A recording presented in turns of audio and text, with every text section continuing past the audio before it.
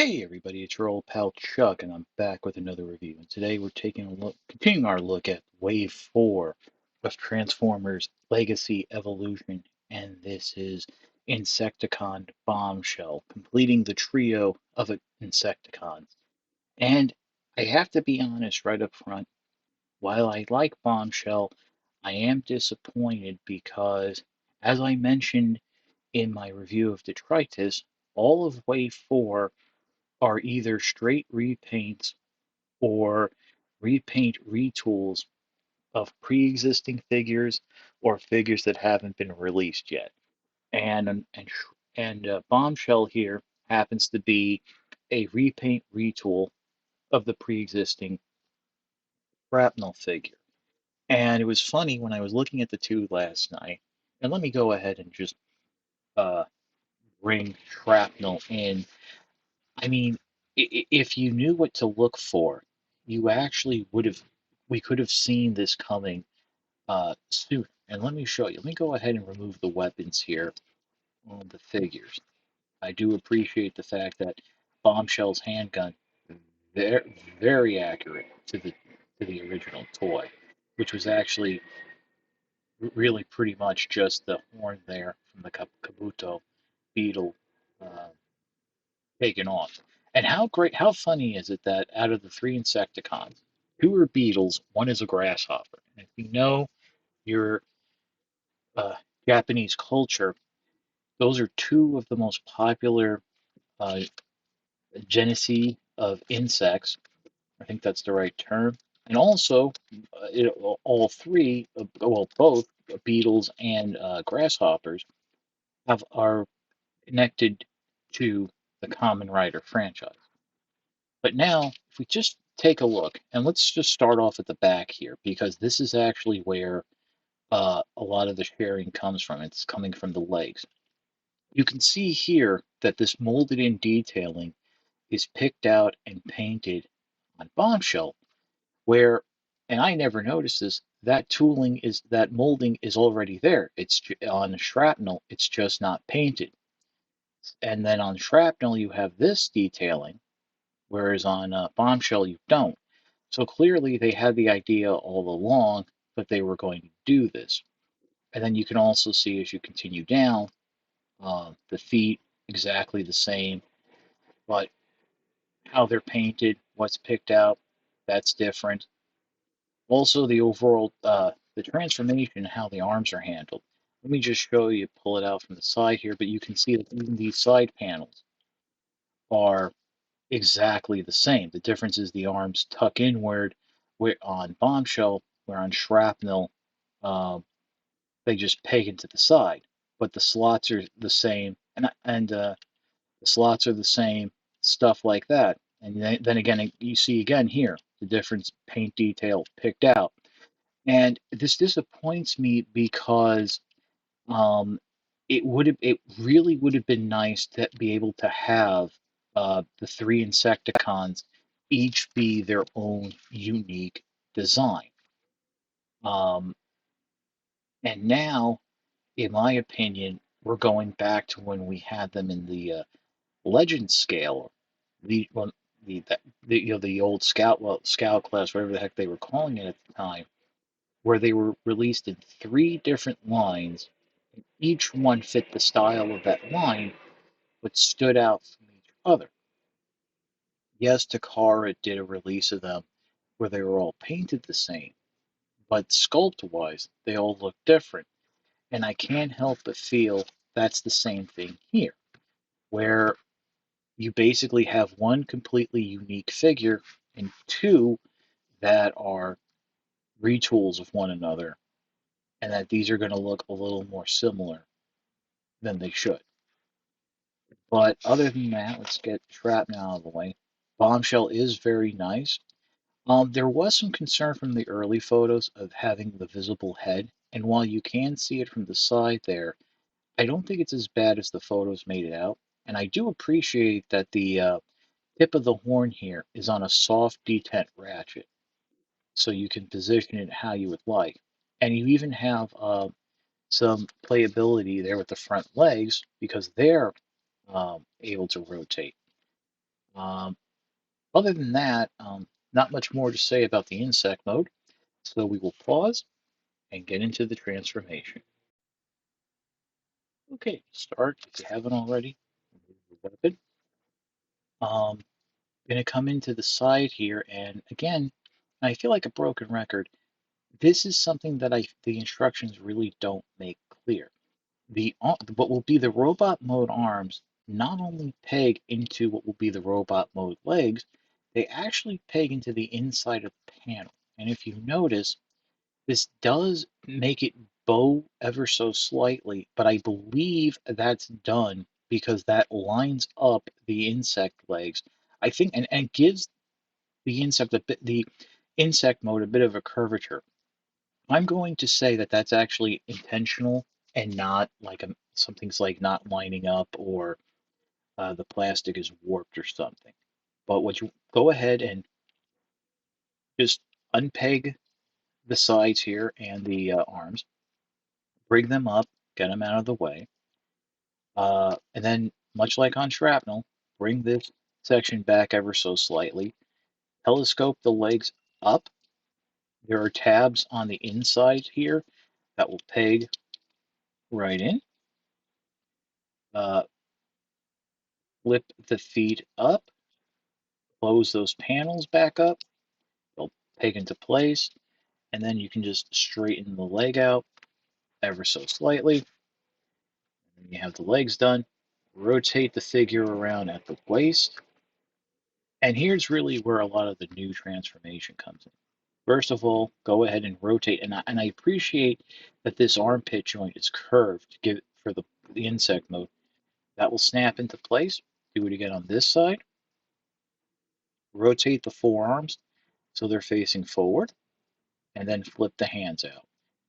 And we're going to double check, but I believe again these arms are um, the shoulders are new, but I believe that the from the bicep down, yeah, they're the same. And to finish the transformation, bring this head panel back. It does peg into place, and there are some soft detents.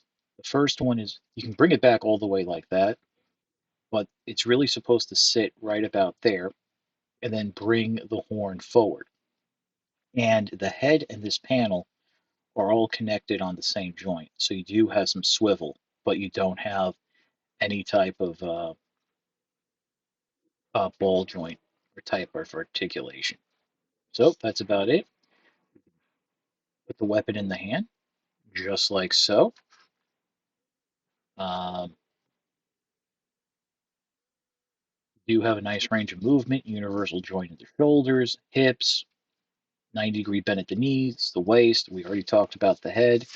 Um, there is a nice Evo Fusion weapon gimmick. Just go ahead and unpeg what were the insect legs. Oh, and by the way, blast effect compatible, blast effect compatible, blast effect compatible. So you do have some fun here. And then go ahead and peg these into the side of the gun.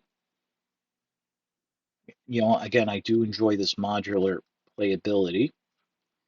And you have like this super blaster of sorts. So that is nice. But the traditional look, I believe, is to have the legs under the forearm. So we'll go back and do it that way. And unlike shrapnel, I have not heard anything about a having an air of having a matched set of these. These look to be completely straight without any leaning or something. So I don't think you have to worry about having mismatched sets or what have you. But like I said, let's go and bring in shrapnel now. And for a comparison, and again, you can see all that detailing on the legs, the same, the hips, the same, the crotch piece, the same. From the waist up now, obviously the chests are different, the shoulders are different because of that robot detailing. But as I said, the forearms from the bicep down, they're the same, which means you have all those extra tabs on Bombshell that were used on Shrapnel and vice versa. So again, we could have seen this coming, and maybe I missed it that people were pointing out the extra tabs and what have you for the for the transformation. Turning the figures around, um, That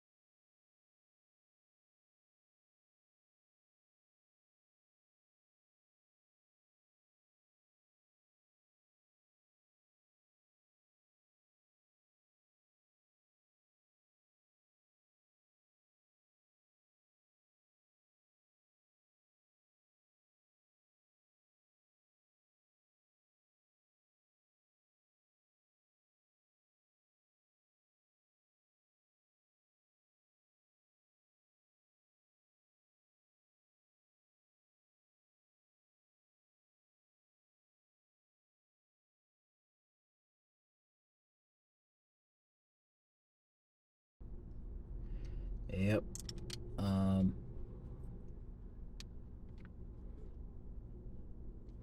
yep. Just that there is no that weapon storage there, but you can see just how much is new and how much is shared from Shrapnel. And like I said, even though they put a lot of new into this, it really does disappoint me that we're not getting three unique Insecticons that are unified by their being Insecticons and the color scheme. That's again and again. It's not to say Bombshell is not a nice figure. It just um, it's not what I was hoping for. But there might be a bit of a silver lining, and we'll talk about that when we get to my final thoughts. I want to stress that I do enjoy the Bombshell figure. I do appreciate the new design touches that give it a very nice curved look in the Beetle mode. But I can't get over that it's not an entirely new mold, which means it it's going to stand like two of the three Insecticons are going to stand out or look the same and make the third one stand out, depending on your point of view. I really would have wished that, especially since, there was a spacing of time between them, that the Insecticons all could have had their own unique molds. I don't know if Bombshell and Shrapnel are going to be used going forward as deluxe Insecticons like Kickback was. That's something we'll have to see. But I am also happy that we did get them in a shorter period of time than it did when they were Scout class. Now there is a ray of light. As all of you probably know, the Insecticons were somewhat important in Transformers the movie. Bombshell in particular, depending on who you ask, time of day, season, weather, what have you, may or may not have been turned into Cyclonus or its Armada. So that is kind of cool considering that, at least from my understanding, Bombshell was the leader of the Insecticons. Um, I think, give or take. So that means we might actually see these guys released in the Studio Series 86 line. Now, if they do show up, they'll probably be done as just straight repaints.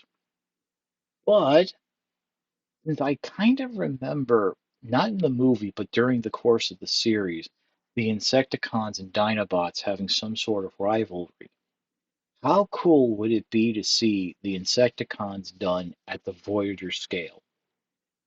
I think at that point, all three would be able to be their own unique molds and really give us that masterpiece enough touch that would be good for the G1 incarnation of the Insecticon. As it is, these are fantastic figures, And, again, I think this is masterpiece level quality, part sharing, mold sharing aside. Now, I got these Bombshell and the rest of the way from commandstore.com. And as I explained in the Tritus review, the box actually had street dating on it. So, and that's August 8th. So while the pre-orders are saying sometime in October, don't be surprised if these figures don't start showing up sooner than later.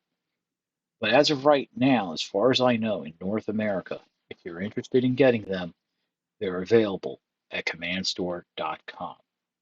That's about it for the review. If you like this review, like, comment, and subscribe. It helps to communicate to YouTube through the algorithms that my channel should be exalted and held upon high. If you want to make the ultimate sign of support, I do have a Patreon.